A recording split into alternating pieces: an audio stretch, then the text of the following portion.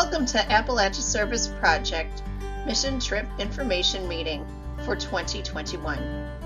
In this video, we will go over many different components of what ASP is, including its history, why we serve, who serves, where ASP serves, and more information about how we will prepare and plan for our 35th trip with Appalachian Service Project next June.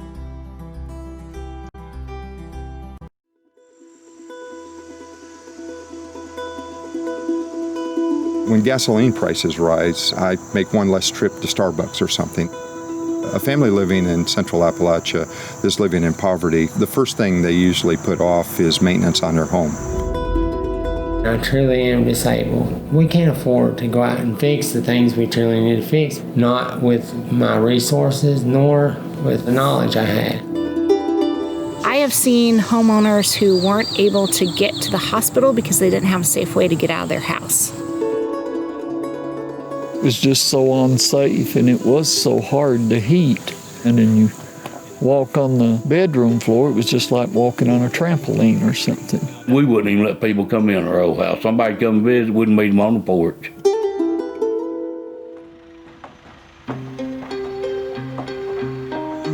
The solution is to fix their homes, to make their homes warm, safe, and dry, where families don't have resources.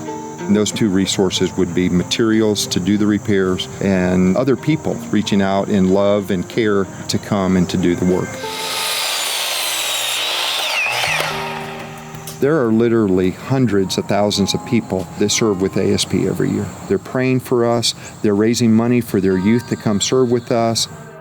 Variety of ages and skill levels are welcome to volunteer with ASP. They can donate, they can be an advocate for ASP and spread the word about what it is that we do here. I think there's something incredibly powerful about the fact that it is routed around young people and empowering them. The people that come out of our house, they were unreal. It takes somebody special to do this. Every group has just been godly people, and I just appreciate each one of them more than I know how to say.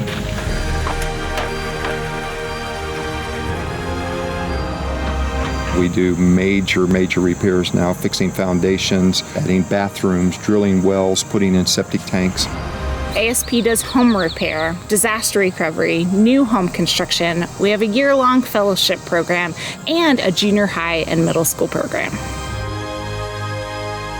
I am so thankful that we can stay here now and, not have any fear of falling through the floor or breaking a leg. Living in this one is unreal compared to the old one. I mean, I look forward to coming home now.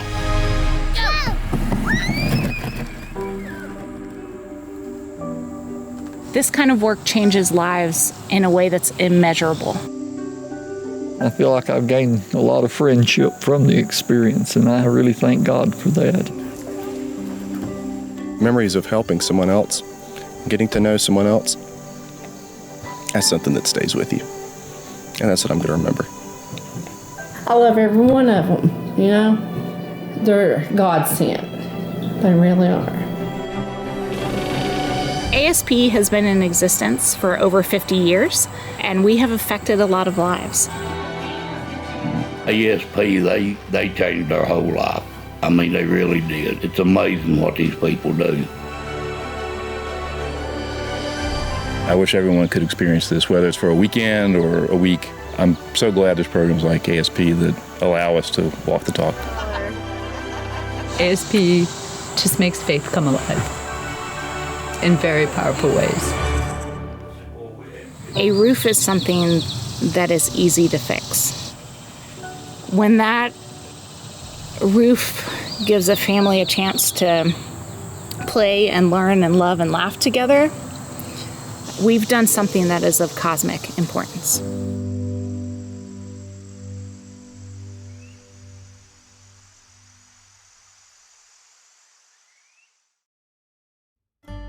Appalachian Service Project, ASP, began in 1969 under the leadership and direction of Reverend Glenn Tex Evans, a United Methodist minister. He became one of the first people to connect the energy of youth with the deeper needs of the poor. In his 13 years as director at the Henderson Settlement in Franks, Kentucky, he witnessed the great need for home repair assistance. As a part of his already thriving outreach to the people of Appalachia, he recruited over 50 teens and adult volunteers to repair homes in Barberville, Kentucky. They worked on site during the day and worshiped in the evening. By the summer's end, 4 families had warmer, safer, and drier homes. 50 younger lives had been changed forever, and a long-standing legacy was born.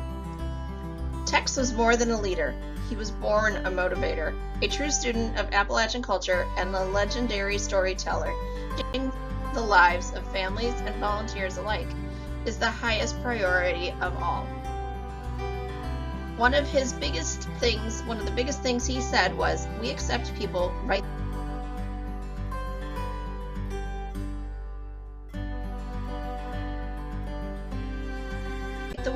where they are, just the way they are."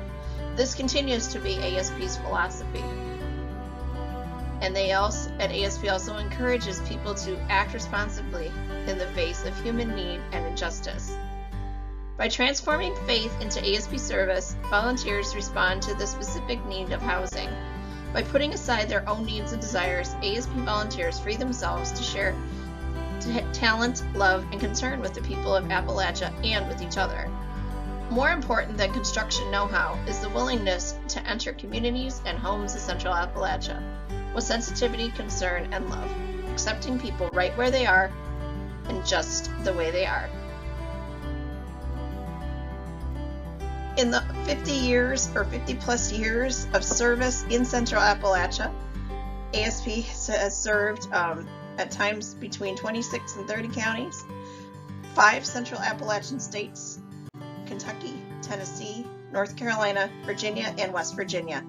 Each summer they host over 15,000 volunteers from around the country, and over 350 household units are changed forever. Why choose ASP? Why home repair? All people need access to affordable, safe, and sanitary housing. Shelter is a basic human necessity. According to the 2018 census, over 11% of the United States lived in poverty. In the Appalachian region, individuals and family, it's over 16%. This is according to the Appalachian Regional Commission. Most of the ASP counties also have economic levels rated at distressed. Traveling to ASP is super fun and a great way to spend your summer vacation. We leave bright and early between 8 a.m. and 8:30 a.m. from the St. Luke Church parking lot, and we travel to Lexington, Kentucky, and stay at a local church. Along the way, we have many adventures, including rest stops, places to stretch your legs, and all kinds of fun stuff. Once we are at the church, we give everybody a chance to stretch and play.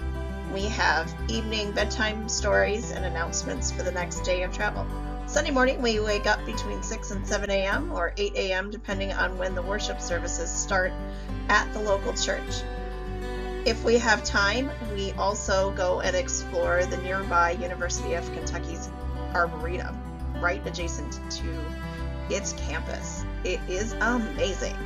Once we have played for a while, we get back into the vans, head out to eat lunch, and then drive to our ASP Center location, somewhere between 3 p.m. and 4 p.m., depending on how close our center is to Lexington, Kentucky.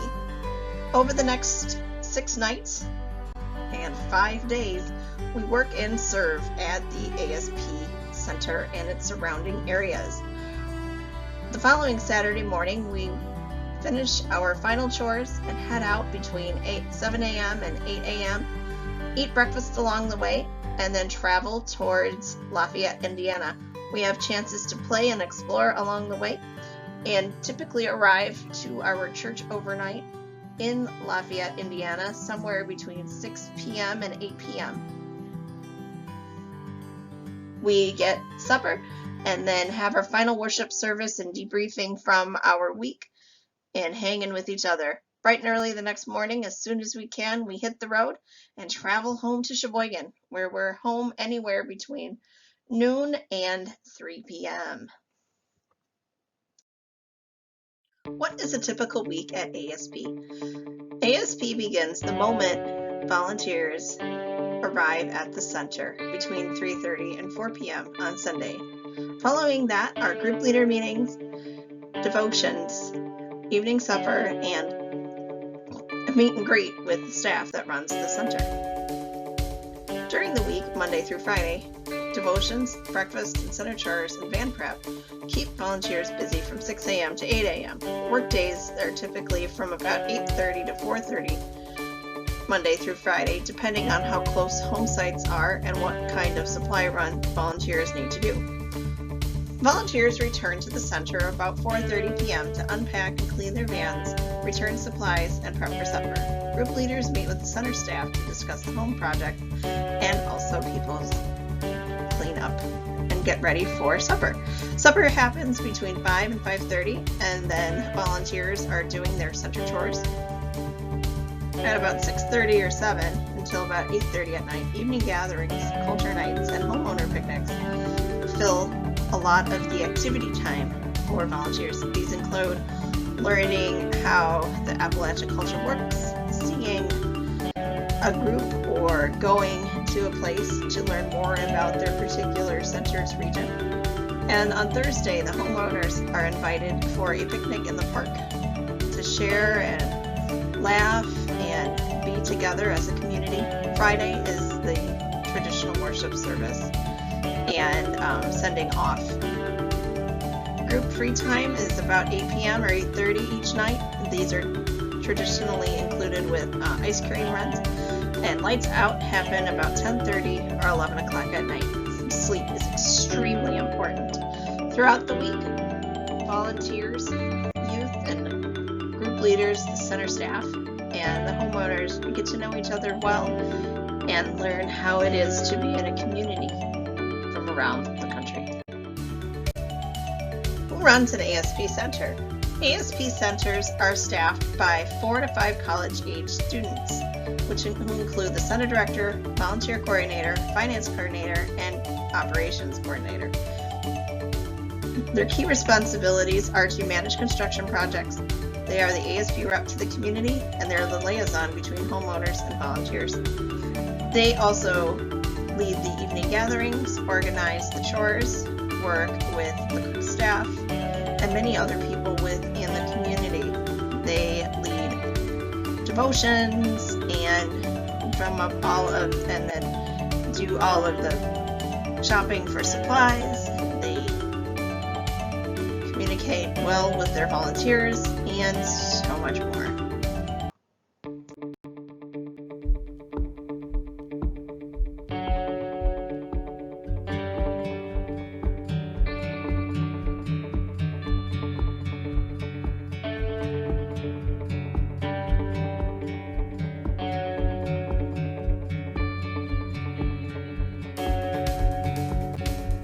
Yeah, isn't it amazing how a man can find himself alone?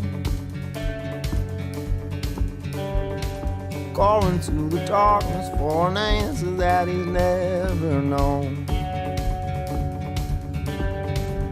Yeah, isn't it amazing how God can take a broken man? Yeah, let him find a fortune, let him ruin it with his own two hands. And he climbs on up the hill, on the rock on which he stands. He looks back at the crowd, he looks down at his hands, and he said, I am a difference maker. Oh, I am a difference maker. Oh, I am the only one that speaks to him. And I am the friendliest of friends of God.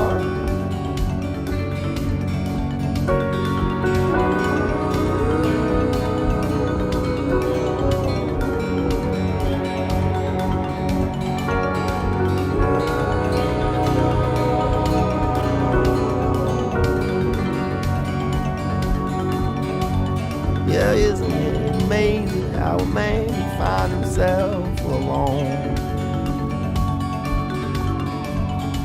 Falling to the darkness for an answer that he's never known. Yeah, isn't it amazing how a God can take a broken man? Yeah, let him find a fortune, let him ruin you with his own two hands. He walks on up the hill to the rock on which he stands. He looks back at the crowd, looks down at his hands, and he says, I am the difference maker. Oh, I am the difference maker. Oh, I am the only one that speaks to him. And I am the friendliest of friends of God.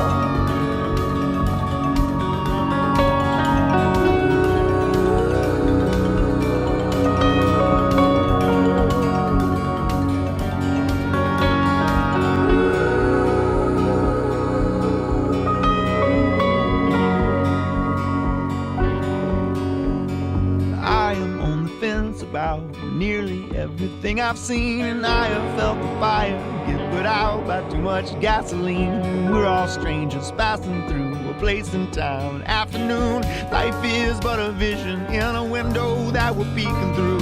Helpless conversation with a man who says he cares a lot. It's a passive confrontation about who might throw a punch or not. We are all transgressors, we're all sinners, we're all astronauts. So if you're beating death, then raise your hand, but shut up if you're not. 'Cause I am the difference maker. Oh, I am the only one who speaks to him.